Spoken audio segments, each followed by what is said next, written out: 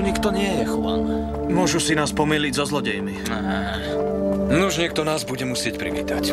Posledný raz vám vravím, že touto nesmyselnou návštevou nemôžeme nič získať. Čo im chceme povedať? Čo keby si sa vrátil späť do auta? Trasieš sa ako osika. My sme sa sem neprišli báť, ale dovolať sa spravodlivosti. Konečne sme vypadli. Ticho, chlapci, niekto ide.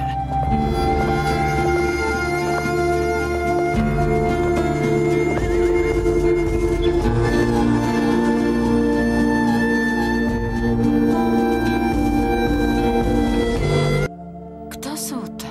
Kde sa tu vzali? Neviem, vyzerajú dosť čudne. Prečo tu stojíme ako také dve hlúpe kozy? Opýtajme sa ich, čo chcú.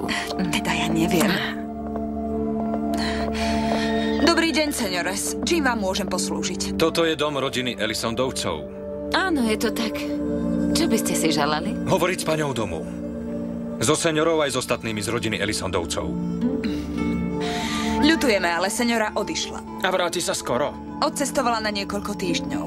Môžeme vám nejako pomôcť? Vy tu pracujete? Nie, señor, nepatríme k služobníctvu. My sme majiteľky. Sme dcéry seňory Gabriely Elisondovej. Musíme sa súrne porozprávať s vašou matkou. Kde by sme ju mohli nájsť? Veď vám vravíme, že odcestovala. Ako by ste ju mohli nájsť? V tejto chvíli je asi v lietadle a letí na Floridu. Ale počkajte chvíľu, myslím, že niekto vás môže prijať. Eva? Títo traja mladí muži hľadajú mamu. Prečo? Neviem. Asi sú to robotníci, ktorí prišli stavať domček. Ja to vybavím. Nezabudni na to, čo nám povedala mama, prosím ťa. Buď opatrná. Vyzerajú nejaký čudný. Poďme. No tak prestaň. Poď. Prestaň. Dobrý deň, seňora. Dobrý. Čím vám môžem poslúžiť? Súrne potrebujeme hovoriť s rodinou Elisondovcov. Ale tie seniority, ktoré odišli, vravia, že seniora tu nie je. To je pravda. Doňa Gabriela práve dnes odcestovala na Floridu. Ale pokiaľ ide o stavbu, všetko môžete prebrať so mnou. O akú stavbu? No, o to, čo sa tu bude stavať. Nepatríte k robotníkom, čo tam majú pracovať? Nie. My nemáme vôbec nič spoločné s nejakou stavbou. Seniora, my sme prišli v celkom inej veci.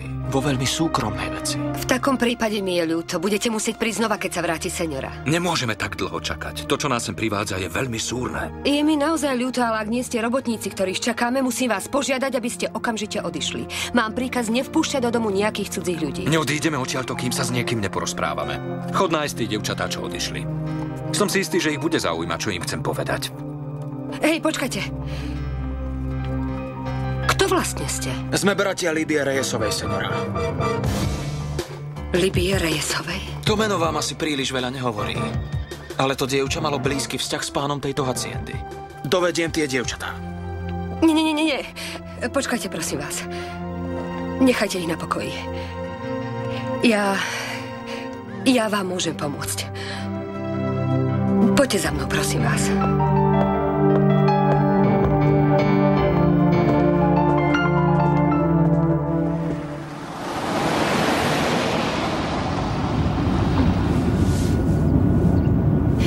Mohla by si mi povedať, prečo sa v jednom kuse pozeráš dozadu? Hádam nás voľa, kto sleduje.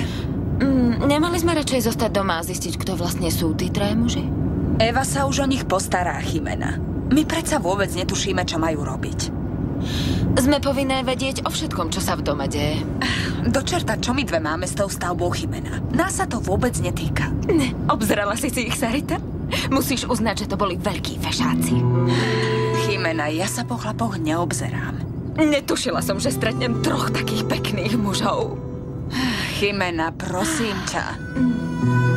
Ale vážne, ty si ich nevšimla? Tie tváre, tie postavy. A Pane Bože, všetci traja boli ako obrázok. Vyzerajú ako filmové hviezdy. Aké filmové hviezdy? Neblázni, Jimena. Sú to obyčajní murári. Teda, ak budú všetci robotníci takíto, myslím, že budem veľmi roztopašná. Áno, a ja si zasa myslím, že budeš väčšinou zatvorená. Ak začneš vyvádzať, buď si istá, že všetko poviem mame. Je toto možné? To azda nemyslíš vážne? Jasné, že nie, sestrička. Ale už s tým prestaň. Nemôžem sa sústrediť, Chimena. Hrozne ma znervozňuješ.